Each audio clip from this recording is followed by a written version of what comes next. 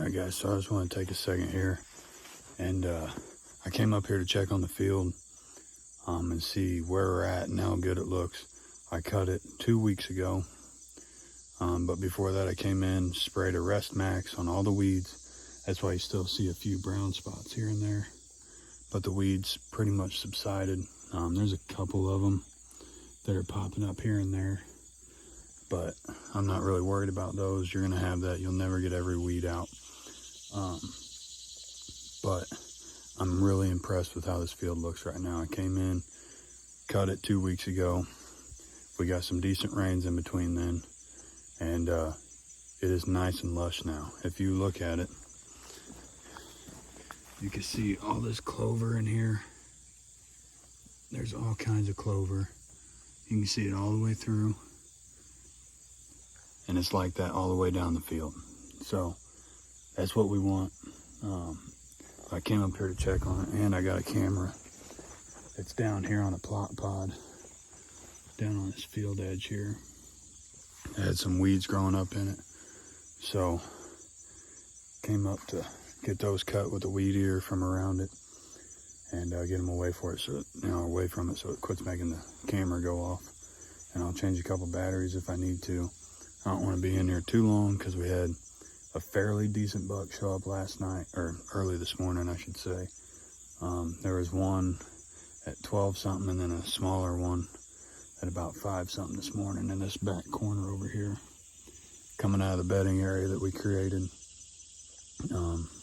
So I don't want to bugger them out. I don't know if they're staying here, but there's 2 bucks that look kind of identical that I've gotten pictures of now. So I think they're brothers of some sort, or the genetics are just that good, or that close to each other in here.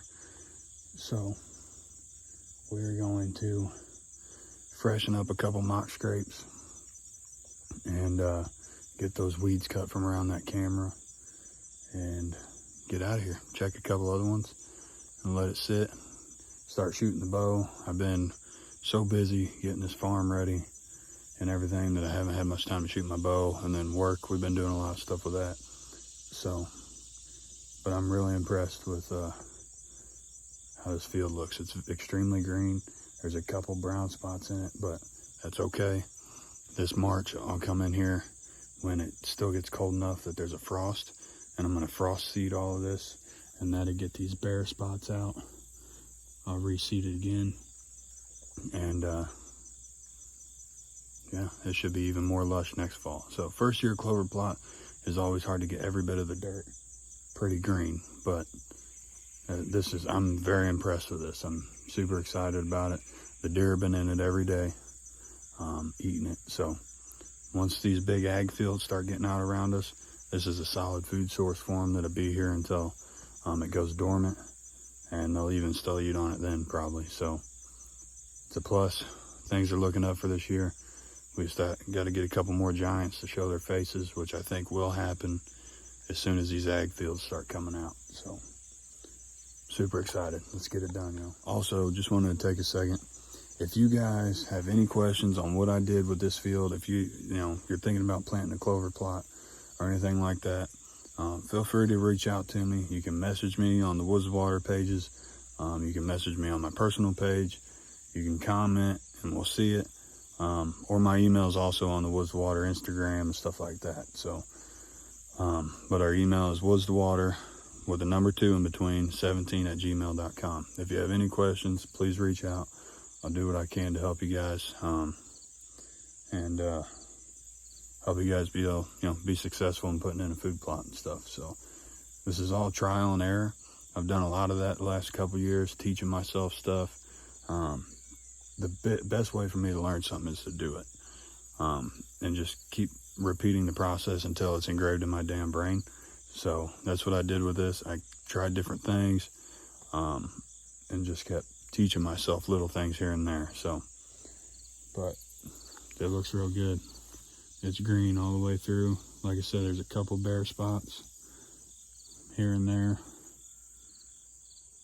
but it's all right. It's pretty green all the way through. So we're gonna get this camera cleared out and check a couple other ones and get out of here. So let's get it. All right, guys. So I was going to film me cutting all the weeds around this, but the field is like extremely wet still, and I didn't want to set my bag in it and get it all soaked.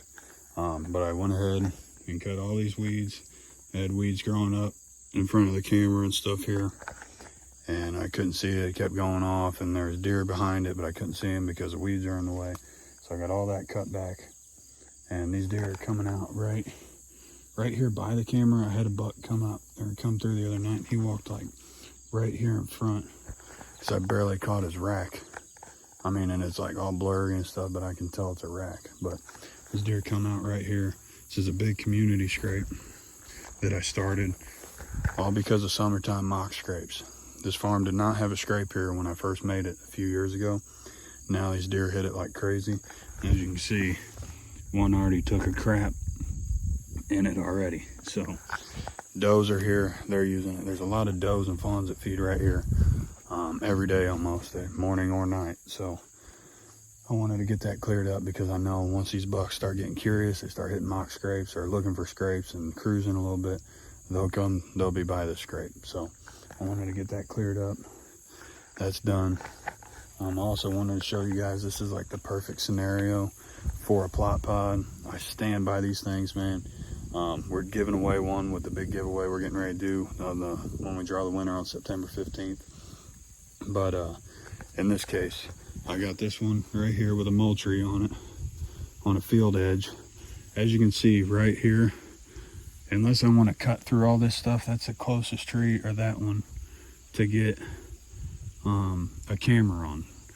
These little ones, these trees are leaning too bad, but that little one will blow in the wind real bad.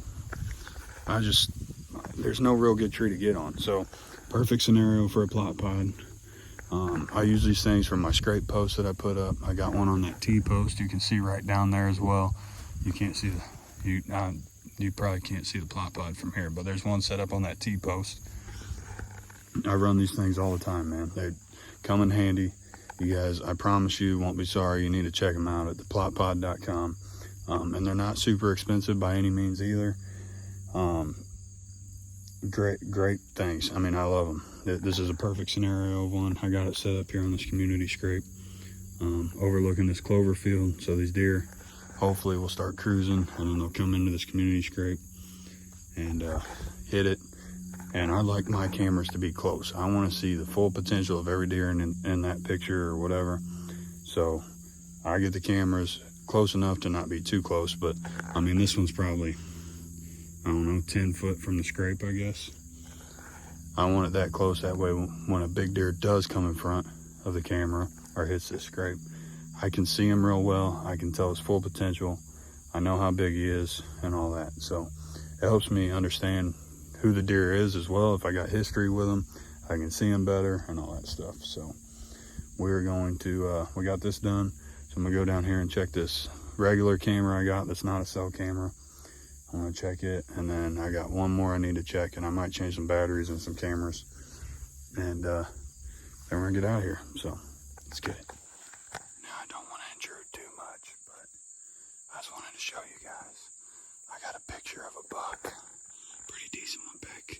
It looks like nothing, but it's right around this field edge, this bedding area edge. I got a picture of a pretty decent buck this morning. There's actually like 2 or 3 different bucks there early this morning. But if you guys go back and watch my videos of when I was planting and getting this backfield ready, you'll be able to see like how bare this field was. Look how tall this thing is now. Look at that. Some of that's over 10 foot tall. That's domain incognito.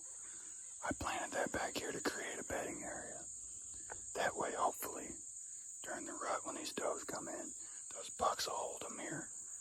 And then they'll make their way into the clover. We got water. We got bedding. I got several bedding spots. As long as we keep out. We got the bedding. We got water. And we got food. So as long as we stay out and watch how we hunt the right winds, and keep the pressure out, we should do pretty well this year, I think. So just waiting on a super giant to show up. That deer this morning I got a picture of, I think he's in the 40s maybe. I don't know, I'd have to see him in person to be sure, but it's kind of tough to tell. But I just wanted to show you guys this field back here now. See how tall it is, so it's pretty cool. I wanted to check it. Camera's got decent battery life still, so I'm not even gonna mess with it. I'm just gonna sneak out of here.